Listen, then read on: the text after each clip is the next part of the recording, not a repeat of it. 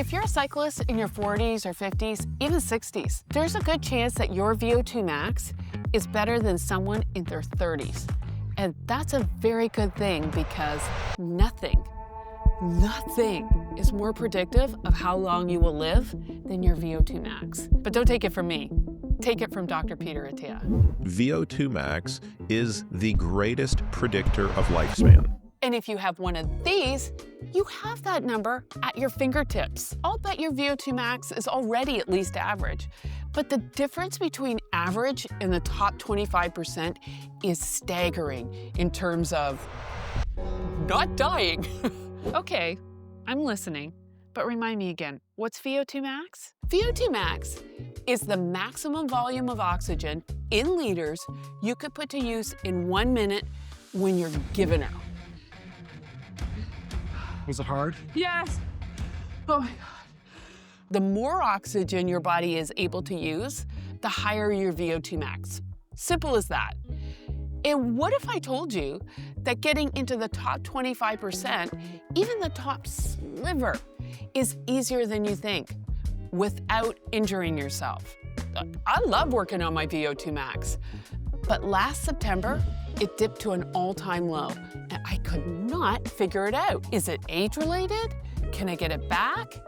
Is this number even accurate? And it's, still pretty decent, so does it even matter at this point? Well, not only does it matter, there's something called the line of independence that's going to come into play for all of us at a certain point. The question is, how soon will you reach that line?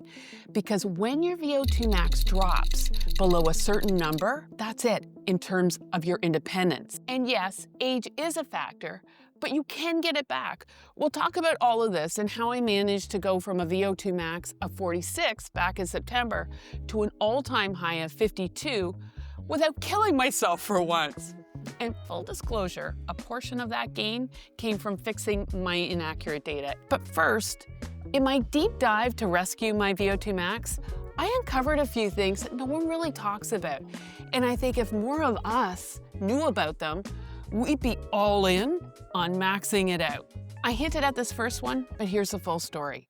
A high VO2 max doesn't just save you from heart disease, it dramatically reduces all the risks. Check this out. Smoking and diabetes will double or triple your risk of death, depending on the time frame you're looking at. Having very high cardiorespiratory fitness, so having a VO2 max that is elite, we would define that as the top 2.5% of the population, compared to below average, is a 5-fold reduction in all-cause mortality, death from any kind. I mean, we don't have drugs that have a 5x reduction in mortality. All-cause mortality.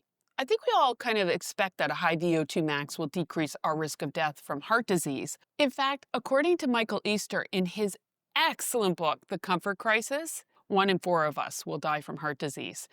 But did you know that the most fit are 45% less likely to die from cancer? And Easter reports, if a person is in a serious car accident, being in shape drops their chances of dying by 80%. And then there's lung disease. That takes 5.3% of the population every year.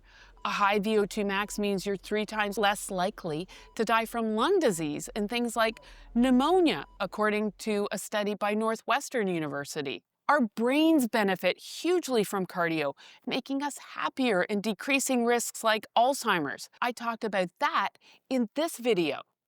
So keep in mind that for all the blood tests and scans you might get, here's the most important test of all.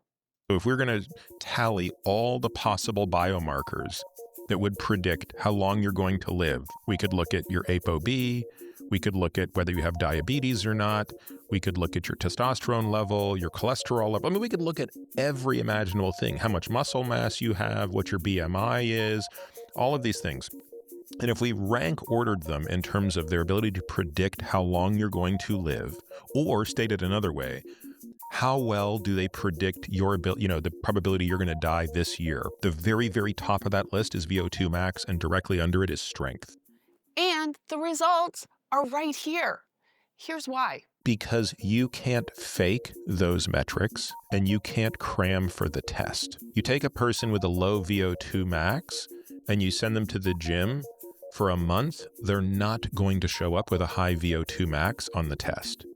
When someone shows up with a very high VO2 max, which, by the way, anybody can have. Yes, genes play a role, just as they play a role in strength and everything else. But there is nobody who can't get into the top 25% for their age and sex with a long enough training history. It's true.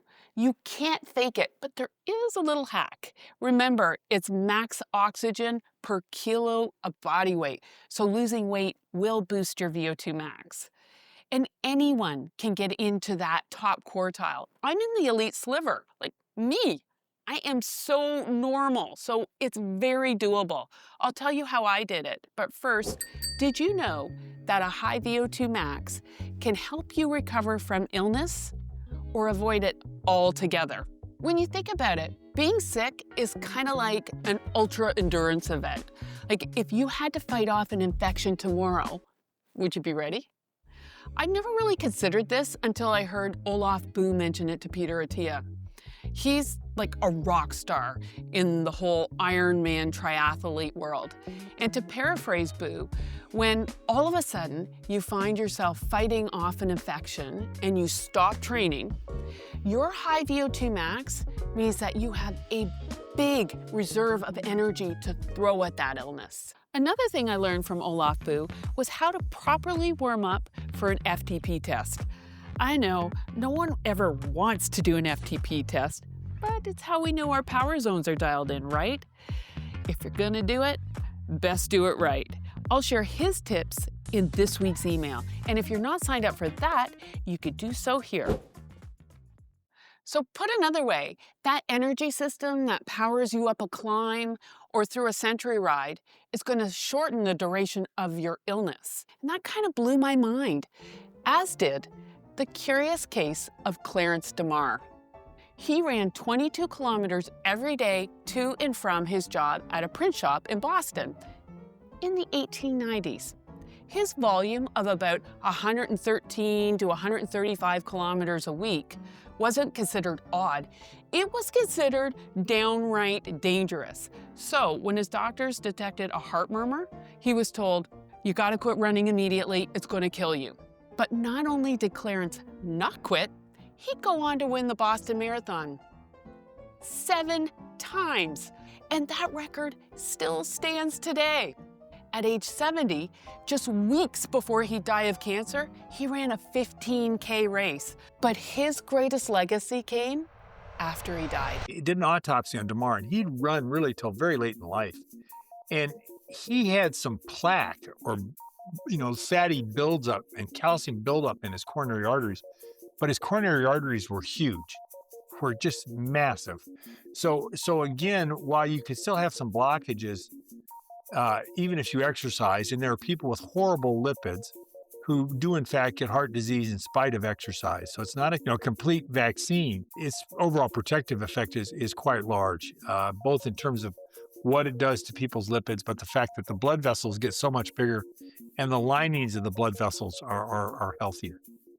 But it's not just our arteries that stiffen, it's the heart muscle itself. So the question is, can we stall and even reverse that trend? Dr. Benjamin Levine led a groundbreaking study to find the answer.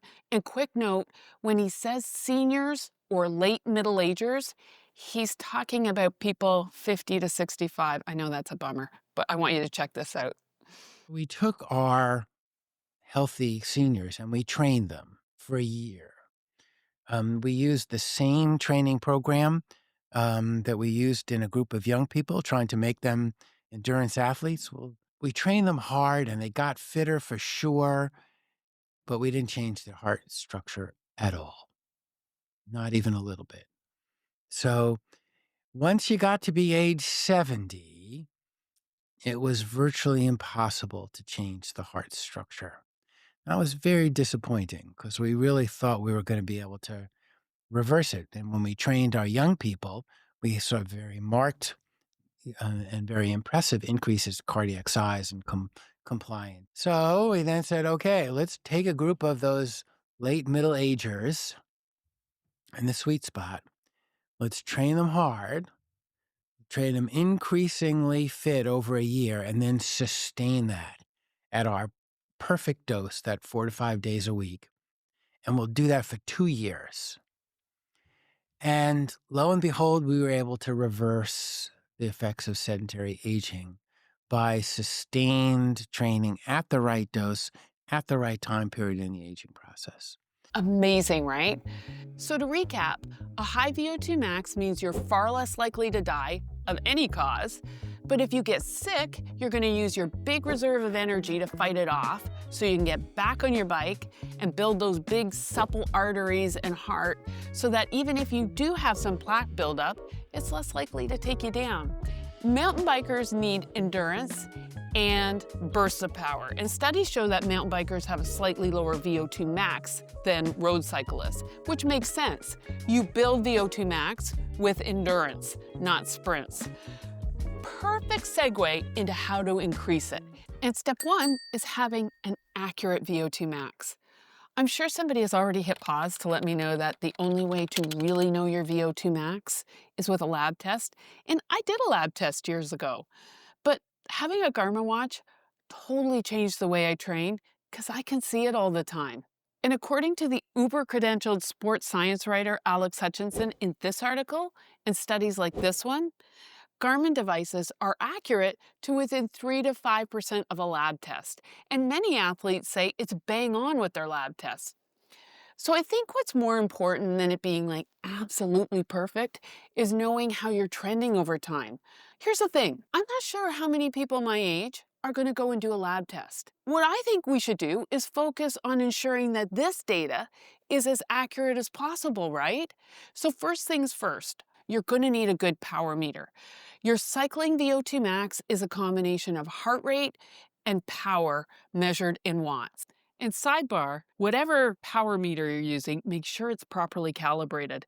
I learned this one the hard way. Improperly calibrated power, wrong VO2 max, and that's partly why my VO2 max has changed. You'll also get more reliable data if you get a chest strap for heart rate. It's more accurate than the optical sensor here in your watch. All right, so now your VO2 max is dialed in. Step two is to know where you stand compared to people of your age and gender. Here's what Peter Attia suggests. We have a chart that shows all the data by age, by gender, and by VO2 max. And I would say, if you're a 52-year-old male, I'm asking you to have the VO2 max of an elite 42-year-old male. So I want you to be a decade younger elite. I know that sounds really hardcore, but some of you are going to find that you're already there. Remember, this chart isn't full of tour riders. It's full of normal people. And trust me, if I can do it, so can you. We can see that from the chart that VO2 max does decline with age, but we do have some say over that. In general, people think VO2 max declines about 10% per decade, starting in the fourth decade, so sometime in your 30s. And then you can reduce the rate of decline by about half, certainly up to your 70s probably. Now, not everybody keeps training hard.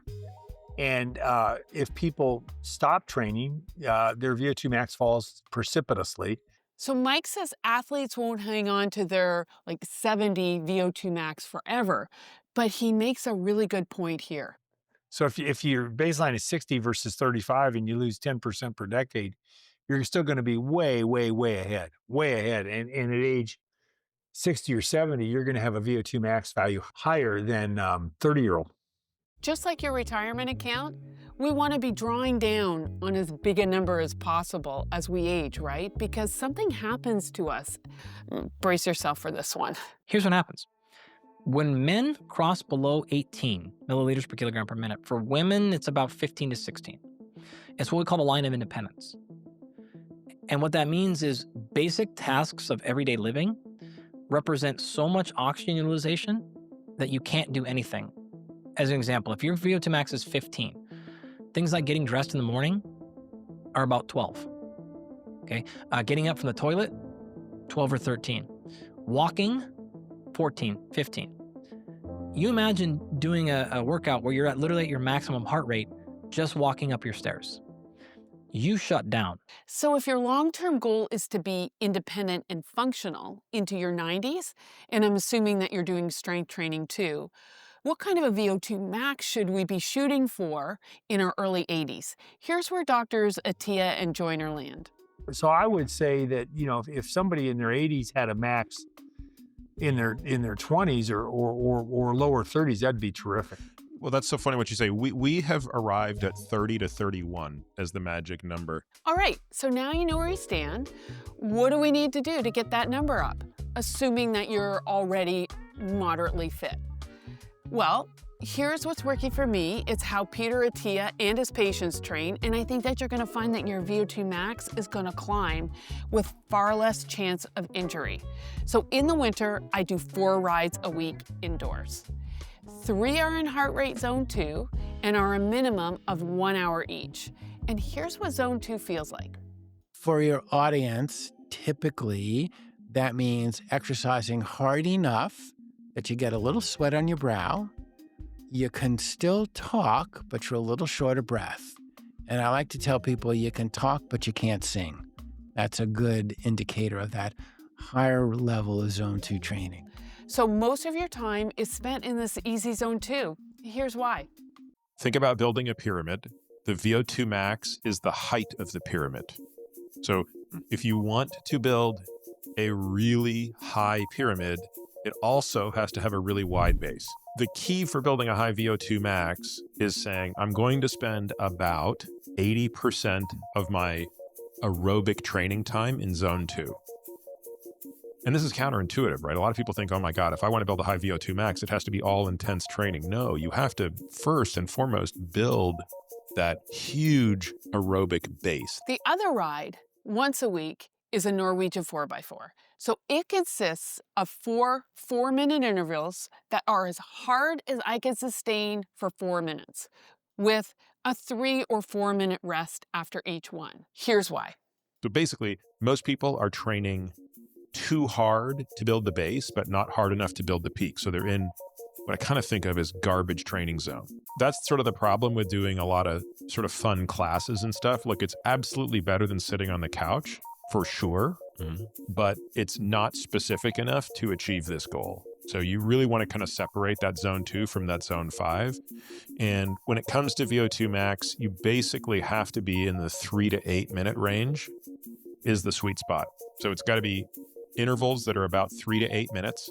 So 3 minutes at the low end, meaning you're doing something that is so hard, you can only do it for about 3 minutes. And at the high end, 8 minutes. So if you can do it for more than 8 minutes, it's not doing a lot for your VO2 max. If you can't do it for 3 minutes, it's also not doing the maximum amount for your VO2 max. If your fitness is low right now, you probably shouldn't go to Norwegian 4x4s. Remember, you've got to build that wide foundation of your pyramid, and you've got to train, according to Peter Attia. So, you know, talk to your doctor, see if Norwegian 4x4s are right for you. Earlier, I mentioned that working on VO2 max not only helps us live longer, but contributes to our quality of life. And cyclists like us are more likely to be happy and less likely to develop things like Alzheimer's. I talked about that in this video, and that's starting right now. See you soon.